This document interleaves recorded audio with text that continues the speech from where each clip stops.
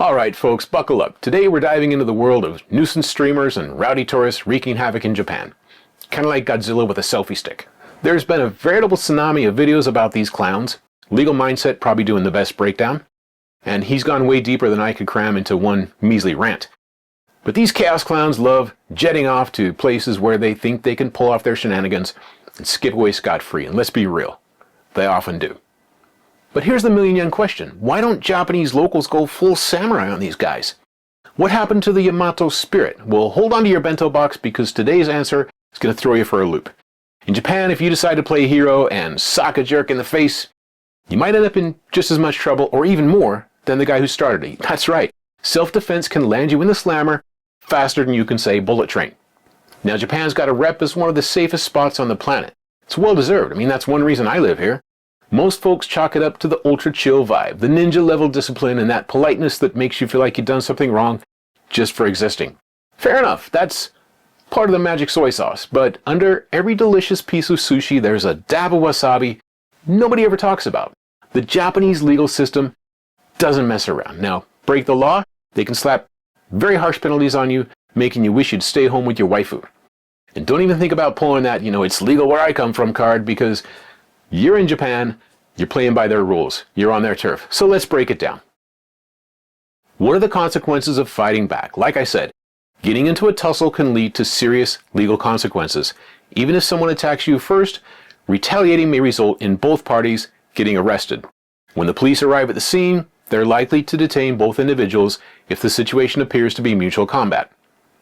This contrasts sharply with the stand your ground laws like we have in the US, where depending on the state, you can ventilate someone just for walking on your property with no duty to retreat. In Japan, the expectation is quite the opposite. Avoiding or de-escalating conflict is strongly preferred, and authorities scrutinize the use of force under very strict analysis.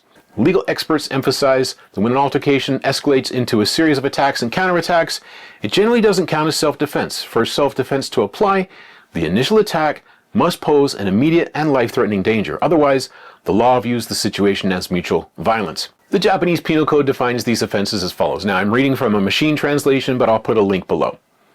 Article 204, Injury. A person who causes another person to suffer injury is punished by imprisonment for not more than 15 years or a fine of not more than 500,000 yen. Article 208, Assault.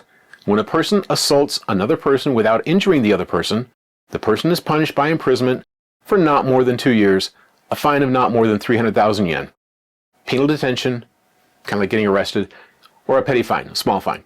Like I said, this is a machine translation. The Japanese version always controls. So if there are any inconsistencies or errors, consult the Japanese version. Basically what this means is, even if the other party started it, the difficulty of isolating a single act of violence means that both parties often end up in trouble. There's a very high threshold for self-defense. Under Article 36 of the Japanese Penal Code, self-defense is narrowly defined. Self-defense is permissible only to protect yourself or others from imminent and unlawful harm. The response must be unavoidable and proportionate to the threat. For example, returning a jab with a jab, you'll probably be told to apologize to each other and sent on your way. But if your opponent throws a jab and you respond with a combo followed by some ground and pound, you're now considered the aggressor. In a case that reached the Supreme Court of Japan, an individual who was charged with assault claimed self-defense after counterattacking their victim's counterattack. The attacker rolled a 1, the intended victim rolled a 1.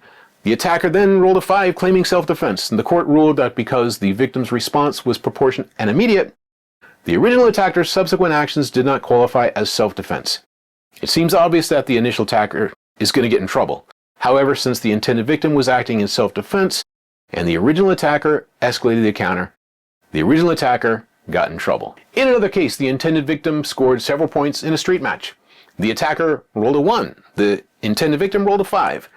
The court considered the victim's counterattack as an attack, an incident of excessive self-defense. Look, I know what you're thinking. Telling your friends back home about the time you walked away from a confrontation with somebody half your size doesn't make a very good travel story. But paying a visit to the local police station and getting thrown out of Japan, possibly for life, isn't a very interesting story either, unless you're doing it for clout. And that eventually catches up to everyone. Remember, Japanese prosecutors have a 99% conviction rate. If you want to learn more about that, there's a video on screen or in the description. What's the takeaway? it's not worth it. De-escalate. Watch any Gracie video on self-defense. They always say the best defense is to run. Not to mention, if you're a foreigner sparring with a local, chances are their Nihongo is better than yours and they can explain their case to the police better than you can. Chances are if they're willing to start trouble, they're probably also willing to lie to the police, which is, they're going to paint you out as the bad guy. So when in doubt, err on the side of caution. When in doubt, err on the side of caution. Stay safe and enjoy your trip to Japan.